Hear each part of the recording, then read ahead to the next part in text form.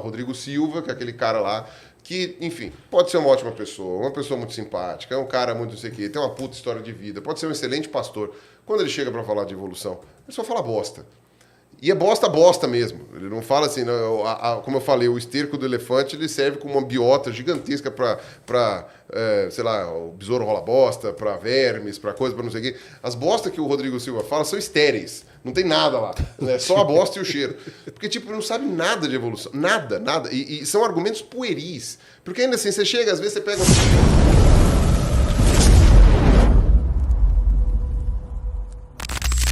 Salve, Pirula. Sou cristão e evolucionista, ou seja, odiado por 99% da igreja.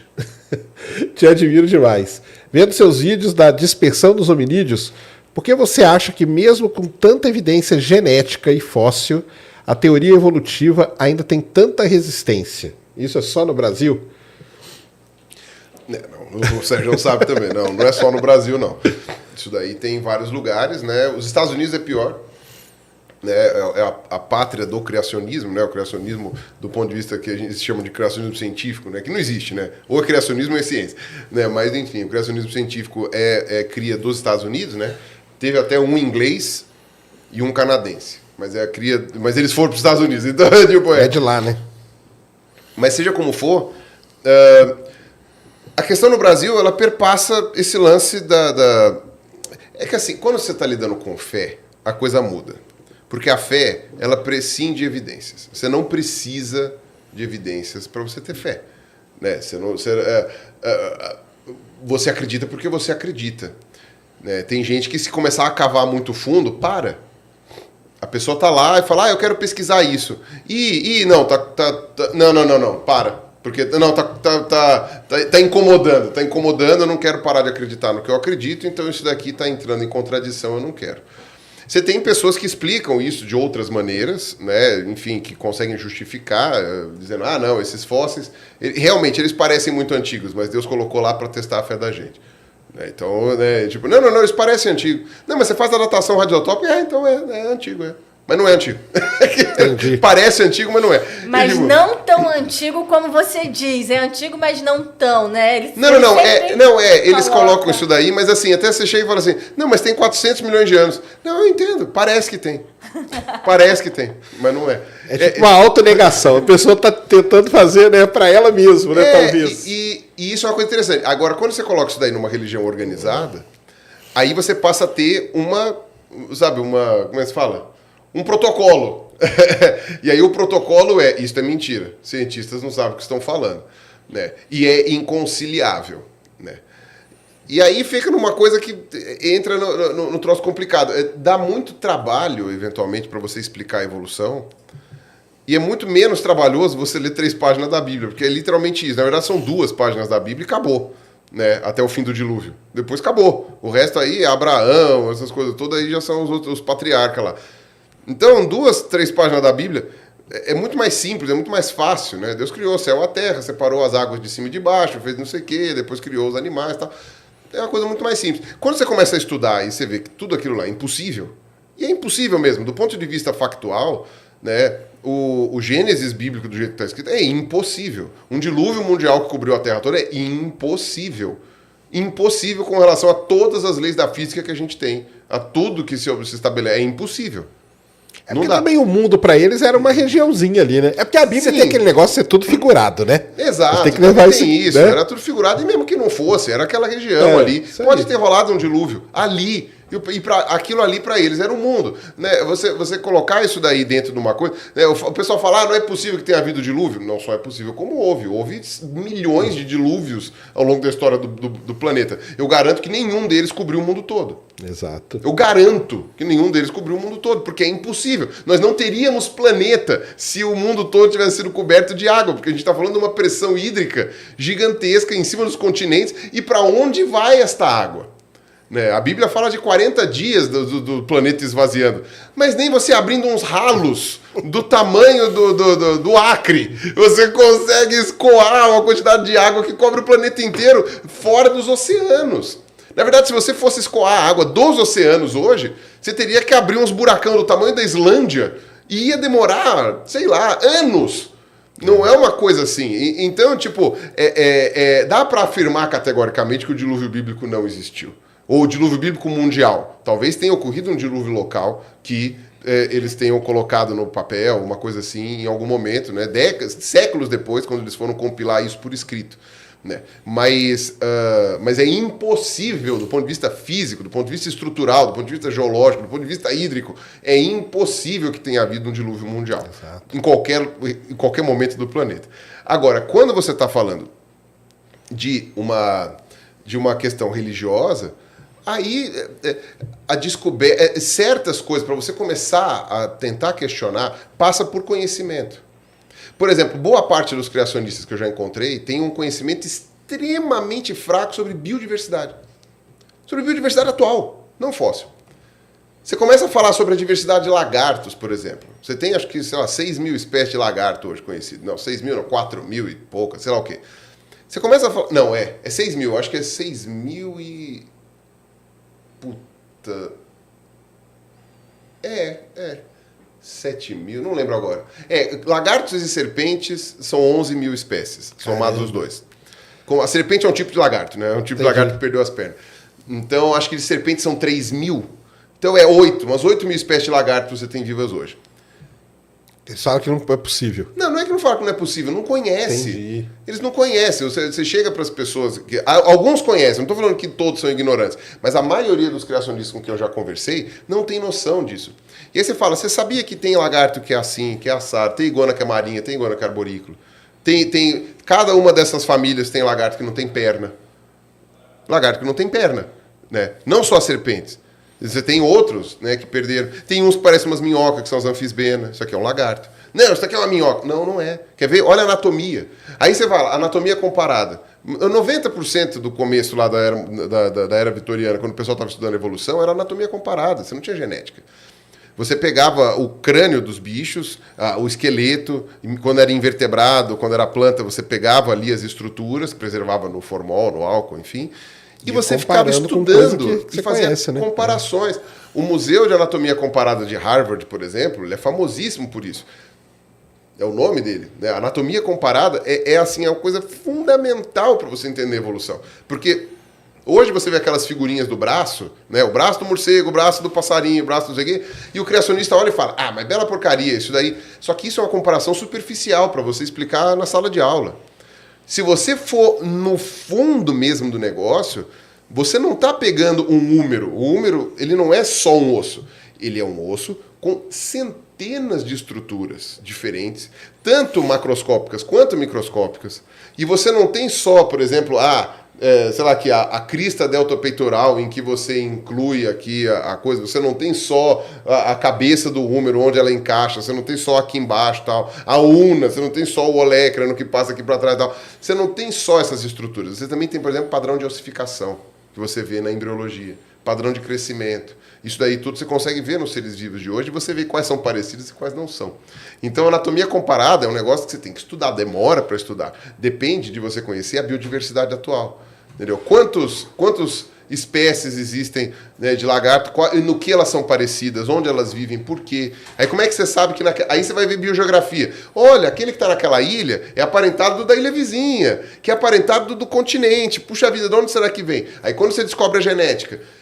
Não é incrível? O do continente é mais antigo, então, sei lá, tem as coisas mais primitivas do que os outros das laterais que estão nas ilhas.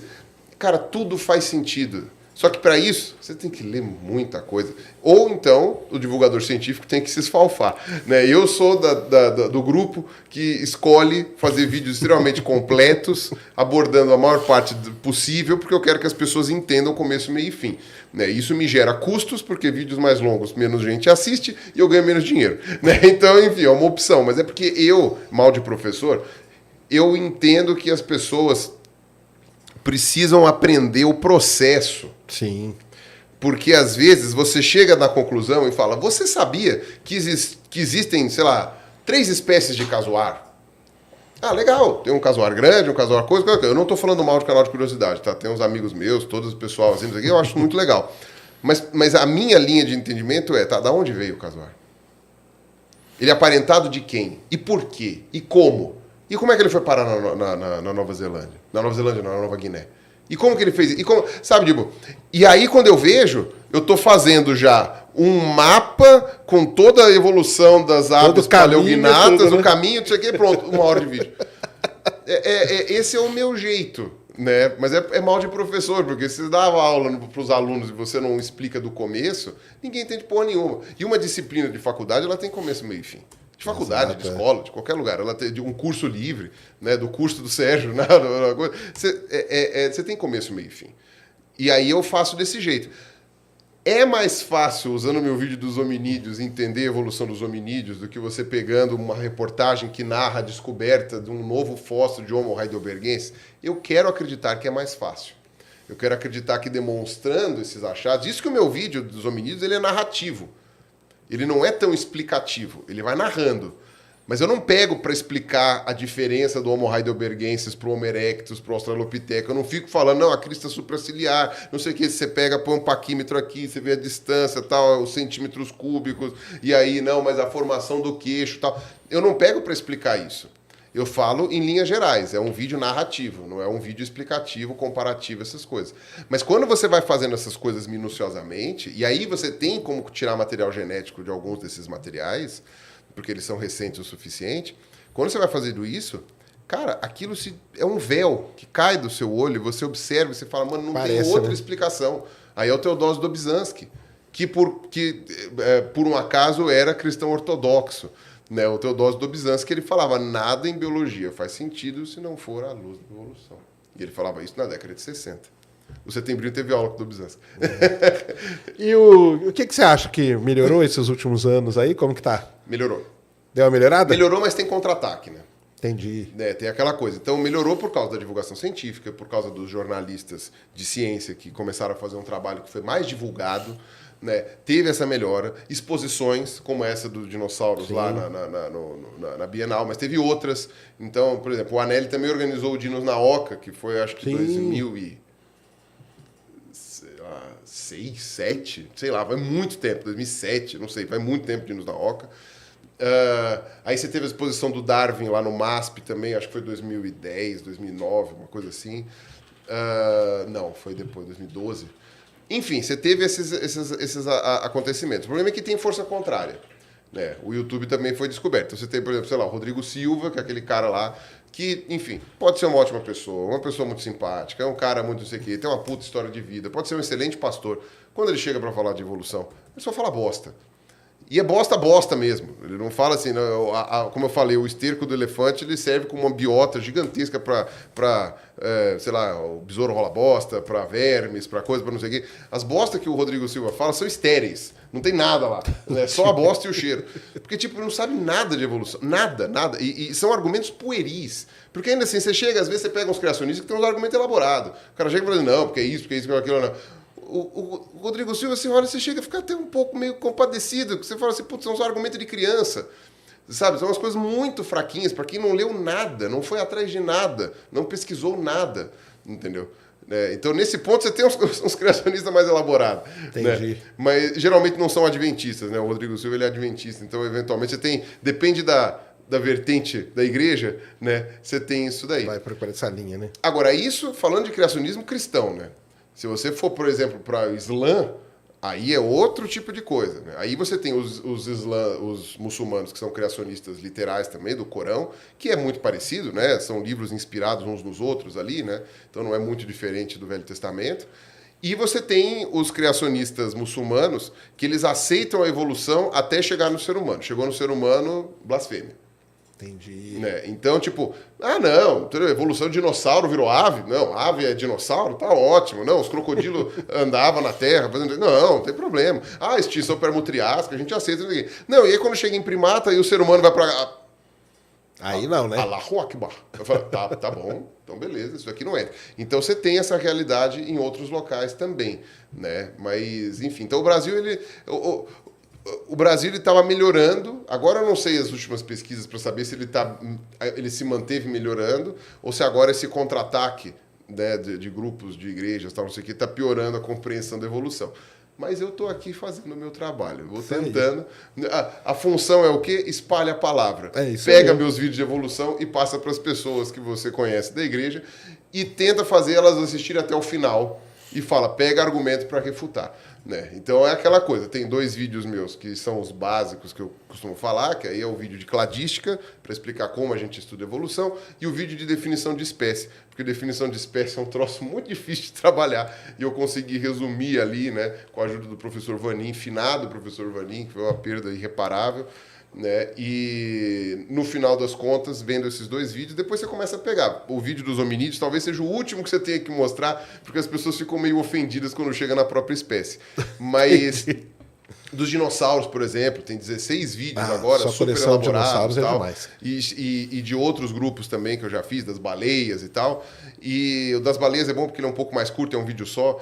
E aí, quando você chega em ser humano, é interessante porque os criacionistas que assistem meus vídeos, meu vídeo dos seres humanos, lá dos hominídeos, é louco porque a partir de determinado ponto, até metade do segundo vídeo, né? Tem o primeiro vídeo eles vão amassar e jogar no lixo. O segundo vídeo, até a metade, a primeira metade, eles provavelmente vão falar também, isso aí é cientista tudo inventando. Da metade pra frente, eu chego na parte que os criacionistas acreditam. Eu passo dos 10 mil anos. Entendi. Aí da metade pra frente... Aí chegou na época, né? Mas mesmo assim, eles pegam o meu vídeo inteiro, amassam e jogam fora. Eu falei assim, então tá bom, vai.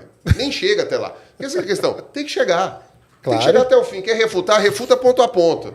Mas o que você está falando, Pirula, inclusive para o pessoal, quem acaba fazendo isso nem é a pessoa que está lá na igreja, que vai para a missa, que vai para o culto, não. É a pessoa que está lá no canal, no YouTube, que quer ganhar dinheiro dessas pessoas que acreditam em Deus, que vão na igreja e tudo mais, e para poder, porque ele tem que manter aquela pose de ficar batendo em você o tempo todo, falando o Pirula tá errado, o Pirula isso e aquilo.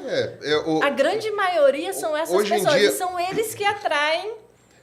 Hoje em dia, esses criacionistas aí do YouTube, eles estão crescendo de novo. Sim. De novo. Porque tem aí umas linhas de pesquisa que... enfim, tem os 2 ou 3 maluquinhos aí que estão voltando a mobilizar uma galerinha. O meu canal, ele até que está um pouquinho livre disso. Eu recebo ainda esses grupinhos. Eu até sei, fizeram um vídeo falando de mim, eu não quero nem saber. Mas eu não tenho recebido tanto dessas coisas assim, né? Desse negócio. O pessoal está preocupado com outras coisas assim, né? Agora, né? Enfim, tem outras coisas para se preocupar, são piores. Mas seja como for, a pandemia deu uma mexida, né? A galera ficou muito focada em pandemia, né? Agora estão voltando alguns criacionistas. Mas você também tem a questão de vertentes, né? Então, por exemplo, a Universidade Adventista. Os adventistas têm uma universidade. Então, para os adventistas é interessante você espalhar palavras criacionistas, porque os caras ensinam isso. Tem colégio adventista e universidade adventista. Então, você vai ver que aqui no Brasil, pelo menos 40%, 50% dos criacionistas são adventistas. E dos que vão encher teu saco. Né? Não dos que acreditam, porque boa parte das pessoas nunca estudou, então nem sabe. Né? Agora, daqueles que são criacionistas ativos que vão encher teu saco, quase metade é adventista. Por quê? Porque eles têm uma universidade, eles têm faculdade, têm colégio. Defender a causa, né? Os caras estão defendendo a causa deles, né? Eles têm um curso de biologia que ensina tudo errado. E eu posso falar isso de boca cheia, te ensina tudo errado. Aí você tem uma parte que é metodista. Aí você tem uma parte que é presbiteriana, junto com Mackenzie e tal, não sei o quê. Então, quer dizer, agora, você tem outros. Sei lá, eu acho que... o Eberlin é batista. Mas a maior parte das denominações, lá, neopentecostal, eu não conheço nenhum grande criacionista neopentecostal. Porque os caras, eles estão afim de tudo, menos de escola e de faculdade, né? Os caras, eles querem justamente que o rebanho não aprenda nada, né? Então, tipo, para eles interessante Melhor isso. deixar quieto. Para né? outras vertentes, eu sei que tem essa questão que é importante, né? Entendi.